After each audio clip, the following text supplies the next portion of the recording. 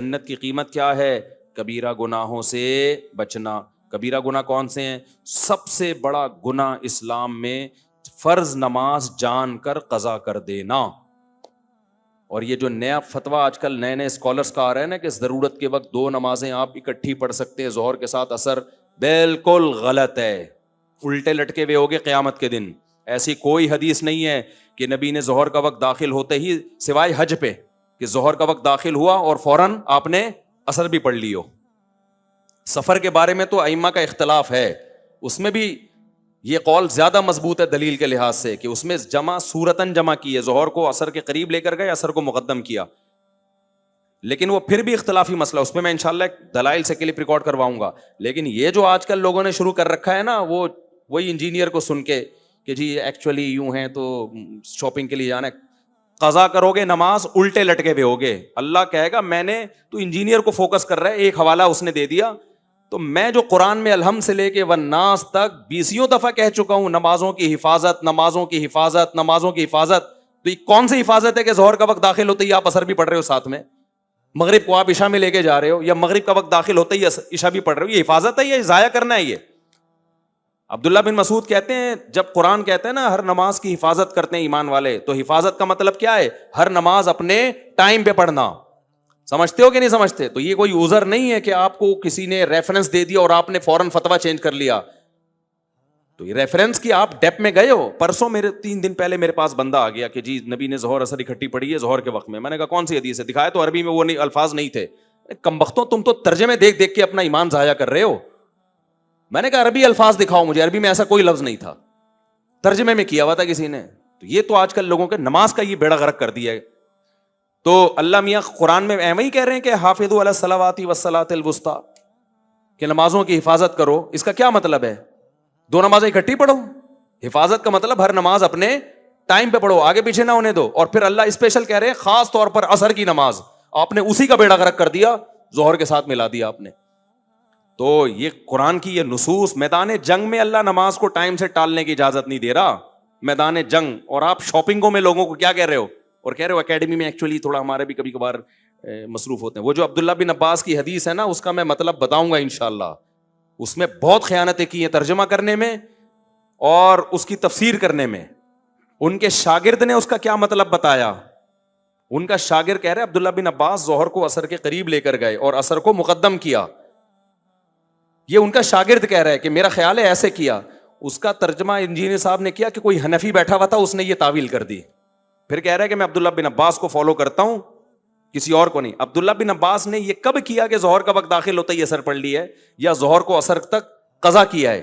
یہ کب کیا ہے؟ ان کا شاگرد جو بتا رہا ہے اس کو آپ کہہ رہے ہو کہ میں وہ حنفی تھا کوئی شاگرد ان کا. فضول قسم کی. جس آدمی کو انزائٹی کا پیشنٹ ہو، جس کو پتہ ہی نہیں کہ اوٹ پٹانگ پھینکے جا رہا ہے. اور میں اللہ کی قسم مجھے اس پہ تعجب نہیں ہوتا، وہ جو سامنے بیٹھے ہوئے مکھنچو ہیں مجھے ان پہ تعجب ہوتا ہے. یار لپیٹنے کی بھی تو کوئی حد ہوتی ہے. تم اس سے پوچھ نہیں سکتے کہ حضرت یہ تعویل جو کہ ہے کہ ظہر کو مؤخر کیا عصر کو مقدم کیا، یہ کسی حنفی نے کی ہے یا عبداللہ بن عباس کے شاگرد نے کی ہے؟ شاگرد نے کی ہے. تو شاگرد استاذ کی بات کو زیادہ سمجھتا ہے یا 1500 سال کے بعد ایک جہلم میں بیٹھا ہوا انجینئر عبداللہ بن عباس کو زیادہ سمجھتا ہے؟ سمجھ میں آ رہی ہے بات کہ نہیں آ رہی ہے؟ پھینکے جاؤ پبلک بیٹھی ہے کیچ کرنے کے لیے. ہمارے ایک استاذ تھے، اللہ ان کی مغفرت کرے اگر انتقال ہو گیا. استاذوں کے بارے میں ایسی بات کرنی تو نہیں چاہیے، لیکن اب کسی کو کیا پتا، وہ کرتے تھے اس طرح کی باتیں نا تو پھر طلبہ مذاق اڑاتے تھے. وہ کیا کرتے جب کلاس میں آتے نا تو اپنی تعریفیں بہت زیادہ کرتے تھے. وہ تھے قابل استاذ لیکن بہت زیادہ کرتے تھے. میں یوں ہوں، میں یوں ہوں، میں یوں ہوں، میں یوں ہوں، پھر بولتے رہتے. تو میں نے ایک دن ایک لڑکے کو دیکھا وہ یوں کر رہا ہے بیٹھ کے نا، یوں. میں نے کہا یہ کیا کر رہا ہے بھائی تو؟ وہ لڑکا بھی میں جانتا ہوں یہاں بیان میں بھی بیٹھا ہوا ہے، اب وہ تو ہمارا دوست اب تو بڑا ہو گیا، وہ بچے جوان ہو گئے اس کے. تو وہ یوں کر رہے ہیں نا. میں نے کہا کیا کہہ رہے ہیں یار؟ یہ پھینک رہے ہیں، میں لپیٹ رہا ہوں. وہ پتنگ میں نہیں مانجا پھینک، میں لپیٹ رہا ہوں. اچھا یوں ڈیسک کے نیچے کر کے لپیٹ رہا ہوتا تھا. تو میں نے کہا یہ تو ایسا نہیں کرو یار. کہتے ہیں بھائی ایک دن ان کی تعریف ہم نے سن لی، 2 دن ہو گئے، 3 دن ہو گئے یار، اب اتنا دنیا میں نیک کہ یہی ٹیچر ایک پیدا ہوئے ہیں. ٹیچر واقعی قابل تھے لیکن بہت زیادہ کرنے لگے تھے نا، تو ہمیں بڑی ایسی آئی. تو اگلا پھینکے جا رہا ہے، آپ بیٹھ کے کیا کر رہے ہو؟ لپیٹے. نبی حضرت صفیہ کو بخاری میں ہے کہ گھر چھوڑنے کے لیے گئے یعنی مسجد سے باہر نکل کے. ابے تم تو ترجمہ دیکھ لو اس کا, اور ترجمہ بھی غلط ہو سکتا ہے, عربی الفاظ تو دیکھو نا, تم علماء سے تو پوچھو. ظہر کے ساتھ عصر اکٹھی ہو رہی ہے, مغرب کو ڈیلے کیا جا رہا ہے, اور دلیل وہ عبداللہ بن عباس کی دی جا رہی ہے کہ میری امت حرج میں نہ پڑے. اور یہ بھی کہا جا رہا ہے کہ اگر ہر نماز اپنے ٹائم پہ ہی پڑھنی تھی تو اس میں آسانی کیا ہوئی؟ او بھائی آسانی اس میں ہے کہ آپ کو 2 نمازوں کے لیے 2 دفعہ آنا ہے, اب ایک ہی دفعہ میں 2 نمازیں نمٹ جائیں گی, تو یہ آسانی نہیں ہے, تو کامن سینس کی بات ہے. کسی دن کسی ضرورت سے امام صاحب یہ کریں کہ ظہر کو عصر تک لے گئے, عصر کے قریب ظہر پڑھ لی اور کہا عصر کا وقت داخل ہوتے ایسے بھی پڑھ لیں گے, تو بڑی سہولت ہو جاتی ہے اس سے. تو کبھی کبھار اگر کوئی ایسا کر لے کوئی حرج نہیں ہے, تو نبی نے بھی ایسا اسی لیے کیا ہے کہ کبھی کبھار کر لیا جائے تو کوئی حرج نہیں ہے, لیکن اس میں ہر نماز اپنے ٹائم پہ ہی پڑھی ہے.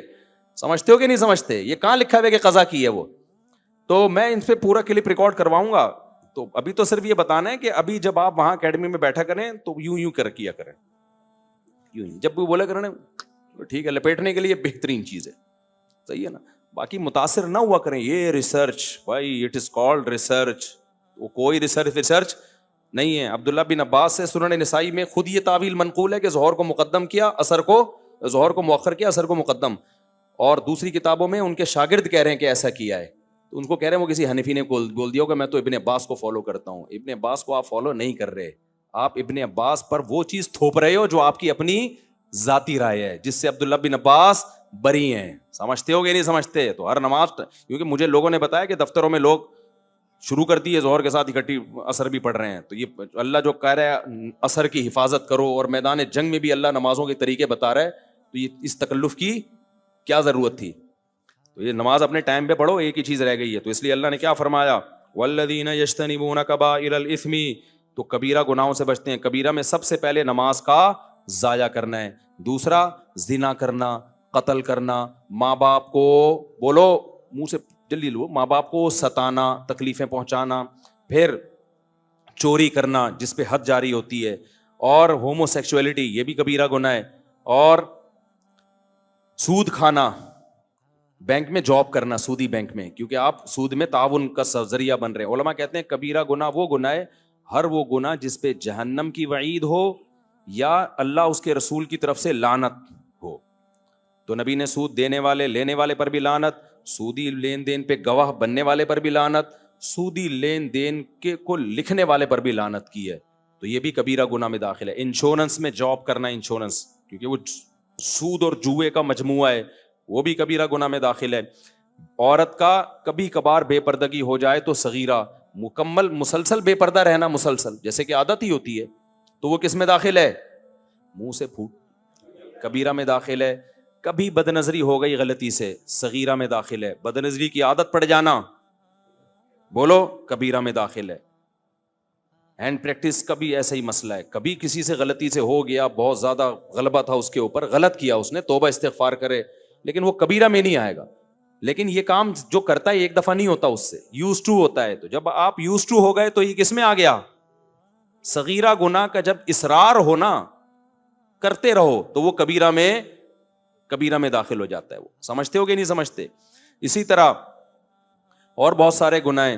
رشتہ داری توڑنا, 1 سال ہو گیا بہن سے بات نہیں ہو رہی, 1 سال ہو گیا سگے بھائی سے منہ بنایا ہوا ہے, پھپھو سے منہ بنایا ہوا ہے, خالہ, یہ جو محرم رشتے ہیں یہ ان سے صلہ رحمی فرض ہے. کبھی کبھار ہو جاتی ہے اونچ نیچ, اتنے لمبے عرصے کے لیے قطع تعلق کر لیتے ہیں, تو یہ بھی کس میں داخل ہے؟ رشتہ داری توڑنا اسلام میں چھوٹا گناہ بولو نہیں ہے. تو یہ موٹے موٹے گناہ ہیں. کبھی کبھار کسی کی ہلکی پھلکی غیبت ہو گئی, صغیرہ میں داخل ہے. غیبت کا تعلق اس سے ہے کہ غیبت کر کے اگلے کو ذلیل کتنا کر رہے ہو. تھوڑی سی انسلٹ ہوئی تو صغیرہ, بڑی انسلٹ ہوئی تو کبیرہ. سمجھ رہے ہو؟ اس کی مثال ایسے ہے, ایک آدمی نے کہیں ہلکا سا چھوٹا سا کوئی جرم کر لیا, معمولی سا, آپ نے دیکھ لیا اس کو, آپ نے لوگوں کو بتا دیا, اللہ نے اس پہ پردہ ڈالا ہوا تھا, آپ نے بتا دیا کہ یہ جو ہے نا گھنٹی بجا کے بھاگ رہا تھا, ایک مثال دے رہا ہوں. تو اس سے کوئی زیادہ ذلیل نہیں ہو جائے گا سوسائٹی میں, تو یہ غیبت بھی صغیرہ کہلائے گی. لیکن آپ نے اس کو زنا کرتے ہوئے دیکھ لیا یا کوئی اور جرم کرتے ہوئے, اللہ نے اس کے گناہ پہ کیا ڈالا ہے؟ پردہ. تو اسلام بھی کہتا ہے کیا ڈالو, اس کو سمجھاؤ جا کے, آپ دنیا میں کیوں ذلیل کر رہے ہو؟ آپ نے جا کے فوراً لوگوں کو بتا دیا یہ کر رہا ہے. یہ جتنا بڑا جرم زنا ہے نا اس سے بڑا جرم آپ نے کر لیا، اور اب اپنے ذلیل ہونے کے لیے تیار ہو جاؤ. سمجھ رہے ہو؟ حدیث میں آتا ہے کہ جو کسی کی مصیبت پہ خوش ہوتا ہے نا اس کا خطرہ ہے کہ اللہ اس کو اس عذاب میں ڈال دے. مصیبت ہی ہے نا، زنا کر لیا اس نے. آج میڈیا پہ کیسے چیزیں وائرل کرتے ہیں، خفیہ ویڈیو لیک ہو گئی، ہوٹل کی ویڈیو لیک ہو گئی، فلانے کی خفیہ ویڈیو لیک ہو گئی. کمال کی بات ہے لیک ہونے والے کو کوئی برا نہیں کہہ رہا، لیک کرنے والے کو کوئی برا نہیں کہہ رہا ہوتا. کیا دنیا میں سارے ایسے ہیں کہ وہ ان کا کبھی کوئی چھپ کے کوئی گناہ ہی نہیں کیا انہوں نے؟ اگر اللہ سب کو ایکسپوز کر دے. عامر لیاقت کی بیوی نے کیا کیا تھا، اس کی برہنہ ویڈیو شائع کر دی. اس وقت سارے کلپ عامر لیاقت کے خلاف بن رہے تھے. میں حیران تھا، اس کی بیوی کو کوئی کچھ نہیں کہہ رہا. کتنی بڑی مجرم تھی وہ عورت، کتنی ذلیل عورت تھی وہ، کہ جو میاں بیوی کے خاص معاملات ہوتے ہیں اس میں وہ بے شرم عورت جو ہے اس کے بغیر کپڑوں کی ویڈیو وائرل کر رہی ہے، اور لوگ اسے ایک لفظ کہنے کے لیے تیار نہیں ہے. سارا نزلہ عامر لیاقت پہ اتار رہے ہیں. تو یہ ہماری سوسائٹی کا نا بہت بڑا عیب ہے کہ جو گناہ کو وائرل کر رہا ہے اس کو ایک لفظ نہیں بولا جاتا، اور سارا نزلہ اس پہ جو چھپ کے گناہ کر رہا ہے. جو چھپ کے کر رہا ہے تو شریعت نے تو اس پہ پردہ ڈالنے کا حکم دیا ہے. ہاں کھلے عام کر رہا ہے تو پھر اس کو ذلیل کرتے پھرو. تو یہ بہت بڑا المیہ ہے ہماری سوسائٹی کا. بھائی بتا رہے ہوتے ہیں مزے لے لے کے اس نے یہ کیا، اور پھر ان میں اکثر جھوٹ بھی ہوتا ہے، ہمیشہ سچ نہیں ہوتا اس میں. تو اس لیے، اور خاص طور پہ طلاق کے بعد نا یہ ذہن میں رکھو، میاں بیوی ایک دوسرے پہ الزام لگاتے ہیں، ان الزاموں کو کبھی ویلیو نہ دیا کرو. شوہر کہتے ہیں میری بیوی غلط تھی اس لیے میں نے طلاق دے دی. بولو تو الو کا پٹھا ہے، جب دے دی ہے تیری بیوی نہیں ہے تو شرم نہیں آتی کسی اجنبی عورت کے بارے میں ایسی باتیں کرتا ہوا؟ بس نہیں اچھی تھی تو نے چھوڑ دیا نا، تو تیرا کام تھا کر لیا. اب کیوں بول رہا ہے کہ وہ ایسی تھی وہ ویسی تھی؟ میڈیا پہ جب بھی کوئی بغیرت آیا کرے نا طلاق دے کے بولا کرے میری بیوی نے یہ کیا اس لیے میں نے چھوڑا، اس بغیرت گالیاں لکھ کے دیا کرو. گالیوں کا اثر پڑتا ہے. آپ سمجھ رہے ہو کہ اس پہ اثر نہیں ہوگا؟ ہوگا اثر. جب گالیاں جائیں گی نا دبا کے، وہ پڑھے گا کمنٹس، اس کی نیندیں اڑیں گی، بولے گا میں نے غلط کر دیا. اور اسی طرح عورت اپنے شوہر پہ الزام لگا رہی ہو نا علیحدگی کے بعد، اس نے یہ یوں تھا، یہ یوں تھا، یہ یوں کرتا تھا، یہ لڑکیوں سے باتیں، اس کو بولو تو ہے ایک نمبر کی کیا ہے، بے شرم ہے. جب تیرا میاں نہیں ہے تو تجھے کیا لینا دینا؟ تو یہ ہماری سوسائٹی میں نا، اور میڈیا والے بھی چسکے لیتے ہیں بالکل، تو بہت مزے لے لے کے اس کو وائرل کر رہے ہوتے ہیں. تو یہ اسلام میں حرام ہے، گناہ بولو کبیرہ ہے. اسی طرح بھائی کہتے ہوئے ڈر لگتا ہے لیکن مسئلہ ہے میں چھپا نہیں سکتا، مرد کے لیے داڑھی کاٹنا بھی گناہ ہے، بولو کبیرہ ہے. یہ بھی گناہ کبیرہ میں آتا ہے، تغییر خلق اللہ میں آتا ہے. عورت کا آئی بروز بنانا گناہ ہے، بول دو نا کبیرہ ہے، کیونکہ نبی نے لعنت کی ہے. ہاں کسی عورت کی آئی بروز بہت زیادہ گھنی ہوں اور آپس میں بہت زیادہ ملی بھی ہوں تو پھر اتنا سیٹنگ کی جا سکتی ہے کہ اس کو نارمل حالت، بیوٹی کی نیت سے نہیں، عیب دور کرنے کے لیے اس کو نارمل کنڈیشن پہ لایا جا سکتا ہے. اس کی مثال ایسے ہے کہ جیسے دانتوں میں جو خلا پیدا کرے گا نا بیوٹی کے لیے، نبی نے اس عورت پہ لعنت کی ہے. عرب کے میں ایسا ہوتا تھا، خواتین کیا کرتی تھی اس زمانے میں بھی، ڈینٹسٹ ہوتے تھے تو دانتوں میں نا خلا پیدا کرواتی تھی، کیونکہ دو دانت میں اگر بیچ میں گیپ ہو تھوڑا سا، بعض لوگوں پہ اچھا لگتا ہے نا، بول دو اچھا لگتا ہے، وہ بعضوں کے نہیں بھی لگتا.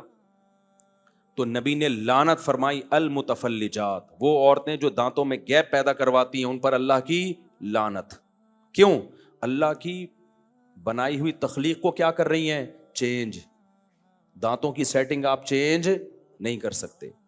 آپ کی ناک جیسی ہے اللہ نے گاڈ گفٹڈ ہے، اس کو چینج مت کرو کہ آپریشن کر کے اتنی باریک نہ. وہ ڈاکٹر دکھا رہے ہوتے ہیں یہ والی ناک پسند ہے، یہ مائیکل جیکسن کی ہے، یہ فلانے کی ہے، یہ فلانے کی ہے، کون سی سوٹیبل ہے؟